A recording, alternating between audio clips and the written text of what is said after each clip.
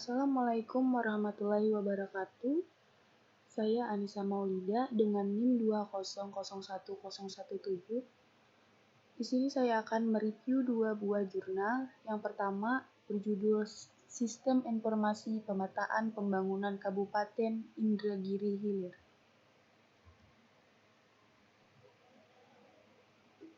Yang ditulis oleh Miftahul Ihsan dan Siti Ramadhani, yang berasal dari UIN Sultan Syarif Kasyam Riau yang diterbitkan tahun 2021.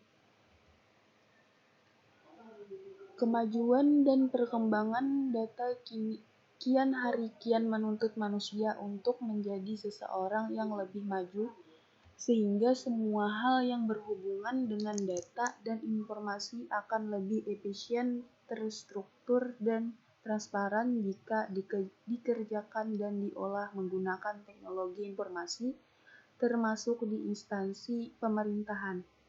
Salah satu contoh instansi pemerintahan yang melibatkan teknologi informasi dalam menjalankan tugasnya adalah Dinas Pekerjaan Umum dan Tata Ruang (DPOTR) yang salah satunya di Kabupaten Indragiri Hilir. Instansi ini mempunyai tugas membantu Bupati melaksanakan urusan pemerintahan dalam hal pembangunan. Dengan sistem ini, masyarakat dan staf Dinas POTR dapat memasukkan data pembangunan sekaligus melihat data pembangunan dan juga dilengkapi grafik data pembangunan 5 tahun terakhir. Sehingga semua hal yang berhubungan dengan data dan informasi akan lebih efisien dan terstruktur, transparan jika dikerjakan dan diolah menggunakan teknologi informasi, termasuk di instansi pemerintah. Pada saat ini, masyarakat belum dapat mengakses proyek pembangunan yang dilakukan oleh Dinas Pekerjaan Umum dan Tata Ruang beserta jumlah anggaran yang digunakan dalam pembangunan tersebut. Dengan metode pengujian black box, ini yang dilakukan tanpa perlu mengetahui struktur internal dan software yang akan diuji, karena penguji ini hanya berfokus kepada input dan output terhadap spesifikasi suatu software. Dilakukan juga menggunakan metode pengujian UAT (User Acceptance Test), merupakan suatu metode pengujian oleh pengguna untuk menghasilkan sebuah dokumen yang bertujuan sebagai bukti bahwa sistem yang dibuat telah dapat diterima oleh pengguna. Pada pengujian UAT ini terdapat 5 kategori, yaitu SE sangat baik, S setuju, CS cukup setuju, KS kurang setuju, TS tidak setuju.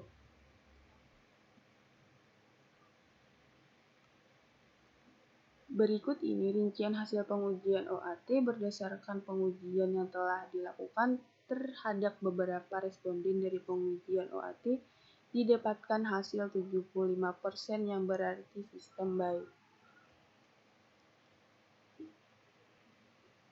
Kelebihan dan kekurangan dari jurnal ini yaitu kelebihannya landasan teori yang digunakan dalam penelitian ini sudah tepat, bahasa yang digunakan mudah dipahami, dan kekurangannya hanya terdapat posisi penulisan tanda yang tidak tepat. Kesimpulan, semua hal yang berhubungan dengan data dan informasi akan lebih efisien, terstruktur, dan transparan jika dikerjakan dan diolah menggunakan teknologi informasi termasuk di instansi pemerintah. Yang kedua, jurnal berjudul Level of Use and Satisfaction of E-commerce Customers in COVID-19 Pandemic Period and Information System Success Model ISSM Approach.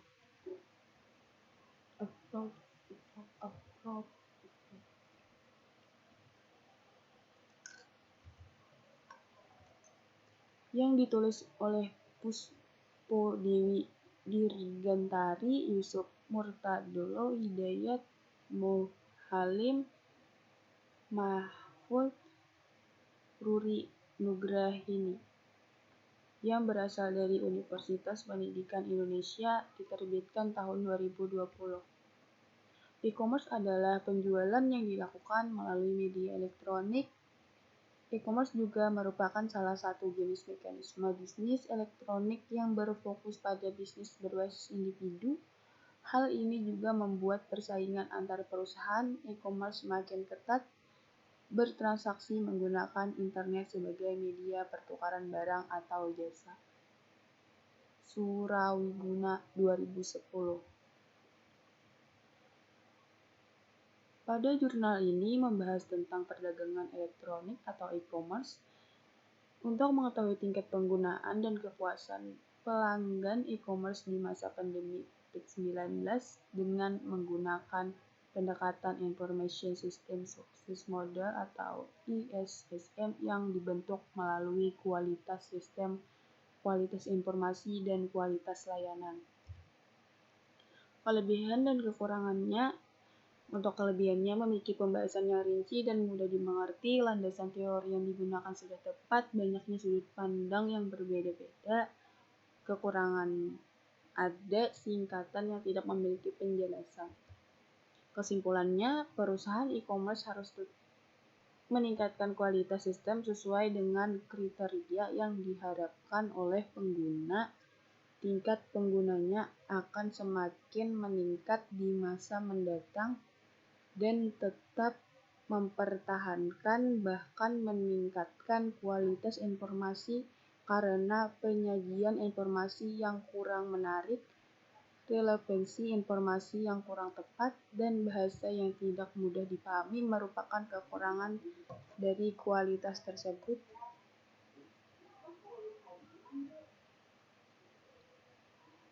Sekian presentasi dari saya. Saya ucapkan terima kasih. Wassalamualaikum warahmatullahi wabarakatuh.